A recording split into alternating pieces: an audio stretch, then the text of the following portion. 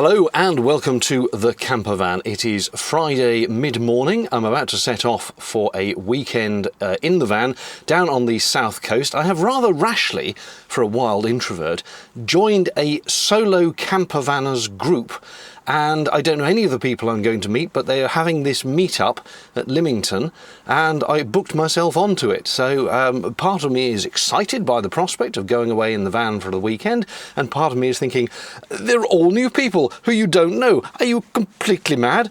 But hopefully they'll be lovely because they've joined for the same reasons as I have, people who just enjoy campervanning and want to have a nice time sitting around chatting, going for the odd walk or something, and chilling in their vans. We will find out fairly shortly, although I say that, it's going to take about 2.5 or 3 hours to get down there.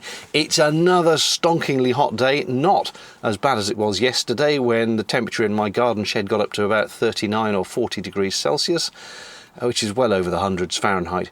Today's supposed to be in the high 20s, and there is a very, very gentle breeze coming through the door, which I'm so pleased about, because that is still quite a cool breeze. And the aircon in the van has packed up, and it just blows hot air at me. Even when you put it to cold, it blows hot air at me, which is really quite frustrating. So it's going to be a little sweat box for the next 2.5 hours. I hate being hot and sweaty, but I know I'm ranting. But hopefully a nice weekend beckons. Off we go.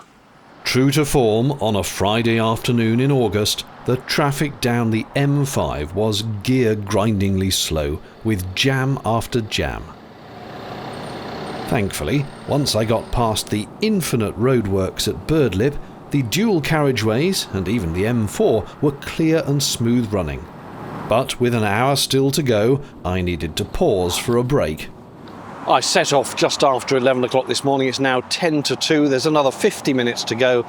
It is still very hot, so I've parked in this beautifully shaded lay-by for a quick bite of lunch and something to drink.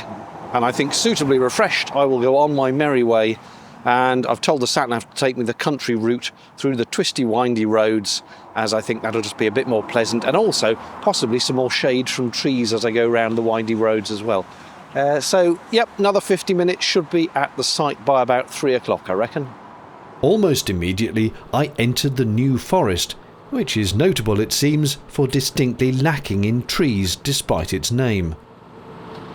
Then, excitingly, the first glimpse of the sea as I went through Lymington, heading through the town towards the campsite. That inevitably meant windy, twisty roads where cars jump out at you unexpectedly. But at last I made it to the site, and oh my word, it's vast, spread over several fields, and it was rammed with tents, campervans, caravans. I mean, yes, it's peak school holiday time, but not having children, I'd forgotten this, and hadn't bargained on what a sardine tin of camping this would be. But I pulled over to check in at reception. Payment made, I motored slowly on down to where my group were. Look at this place. They've got static caravans here. Then there's a little shop on the left, the white building, and the two brown ones are showers and toilets. But just look at all those campers ahead. This is what peak season translates to. I'd been told to look out for a campervan with elephants on it in the far field. And that was an excellent landmark because I spotted it instantly. It's that white one I'm driving towards here.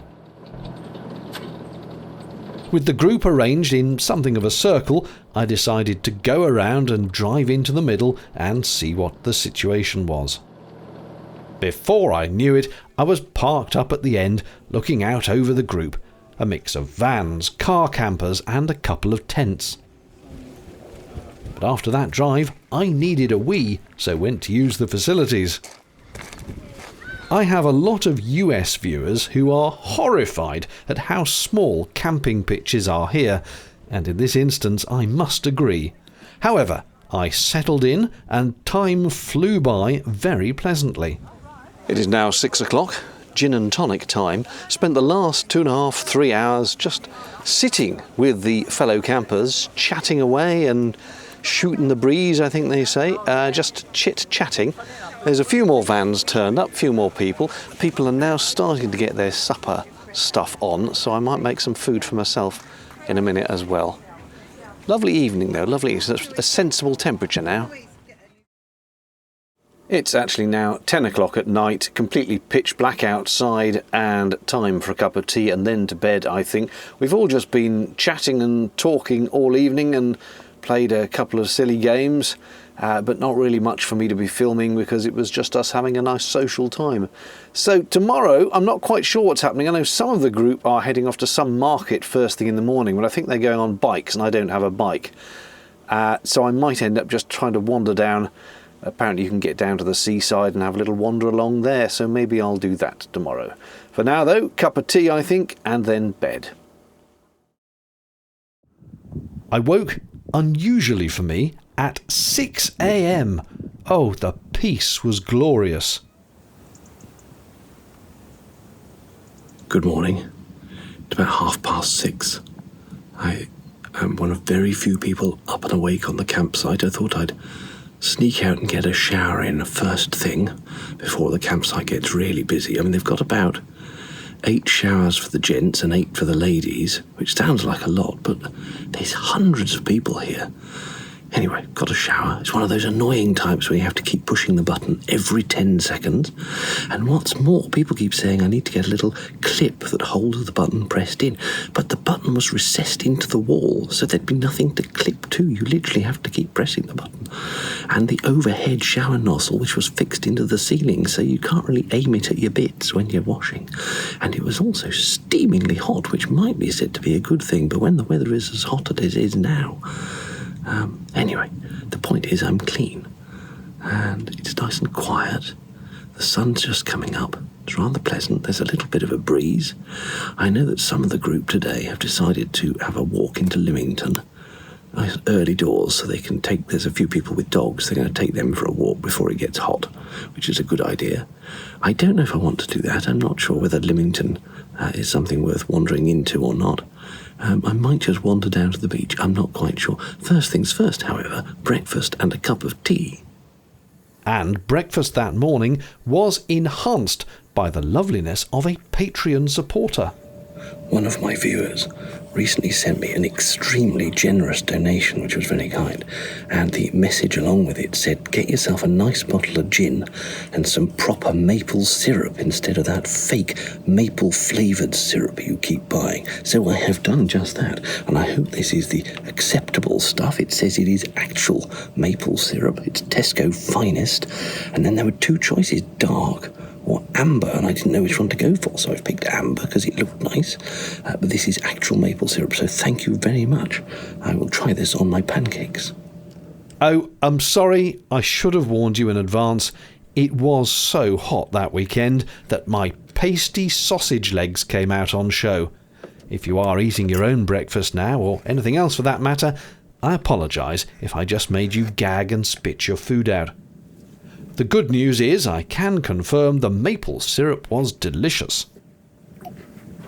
A couple of hours later, I joined some others as we walked into Lymington, firstly along a road, then through a field,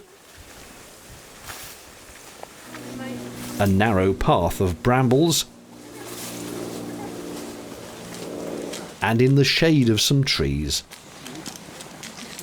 45 minutes later, and here is Lymington, a charming town full of interesting shops like this clock specialist.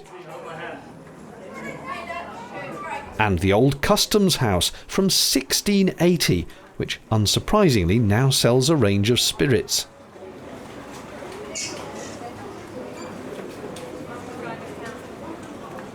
The sweet shop, that's candy for US viewers, also has a history.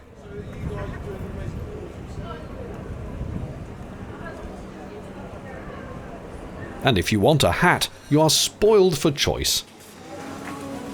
But beware, you'll need good legs on you to get to the high street. It was market day, and there were loads of stalls stretching as far as the eye could see. There was everything for sale, including many food stands.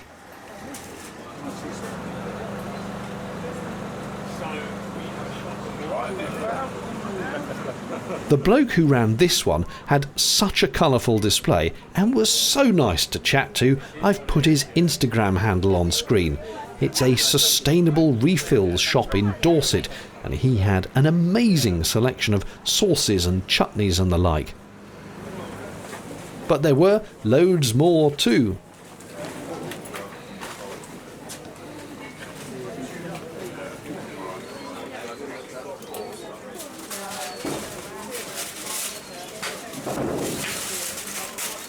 Although,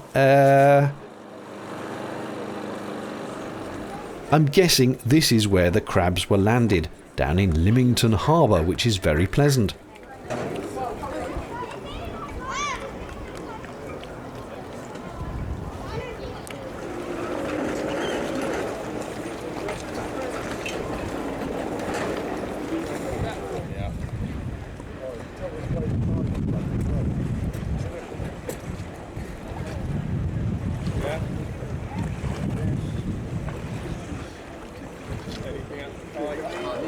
Pirates were spotted, arr! But they'd be seen off by an angry swan if defences were needed. I decided to walk back to camp along the sea wall. And I treated myself to an expensive but quite decently large ice cream. Lymington is a popular spot for boating. Look at the size of that one! Oddly, the coast path takes you through a boatyard, but it was interesting to see the yachts up on stands.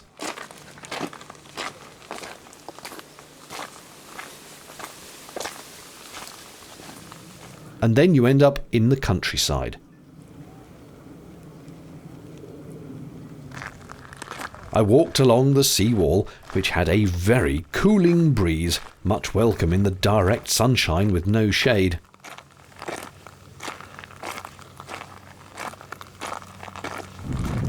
On the inland side of the seawall, there's a nature reserve.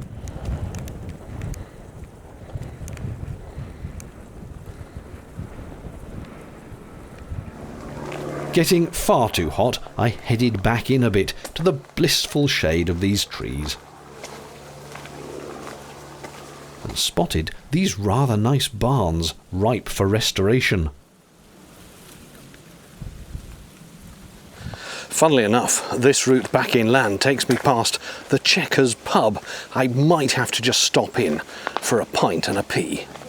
A pint of refreshing cider was duly consumed before finishing the walk. I am back at the van, which has been sitting in the direct sun, or somewhere up there. I did put the silver foil things in the window, but they won't actually be doing an awful lot at the moment. I wonder how excruciatingly steamingly hot it is. Let's find out.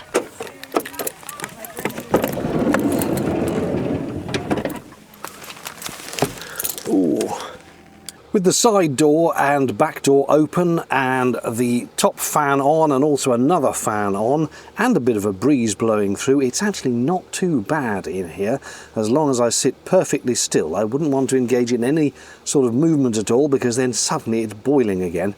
It is a very hot day.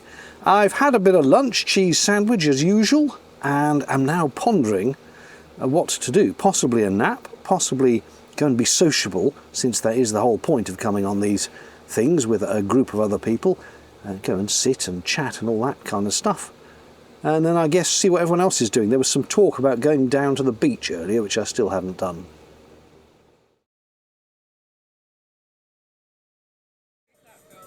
Eventually, it was evening again. The group reformed in chairs for chats and chinwags.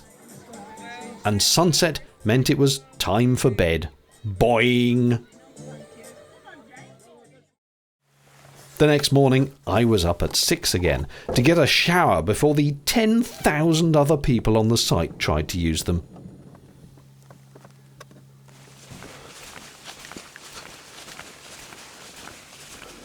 Here is the shower cubicle for your delight. It's okay, it's functional. Glad I brought my flip-flops, mind you.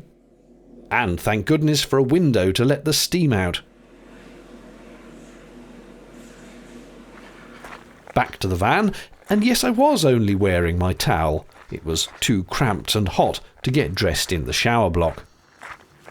And with that, it is now 9 a.m, no, 9:30, and I am going to head off. Some of the group are staying on till tomorrow, and I could easily have stayed on a few more hours, but it's going to take about 3 hours to get home, and as always, there's stuff I need to do at home as well, so I think it's probably best if I set off now, and hopefully the roads will be okay.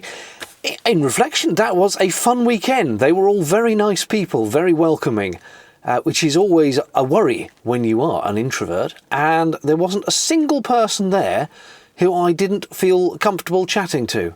They were nice. So, yeah, great. And I've booked in for a couple more events with the same group, and we'll see what those are like. Because, you know, there'll be different mixes at each event, I guess, around the country, and we shall see how that goes. But for now, it's a 2.5/3 hour-ish drive home, depending on the roads. Thank you very much for watching, and cheerio.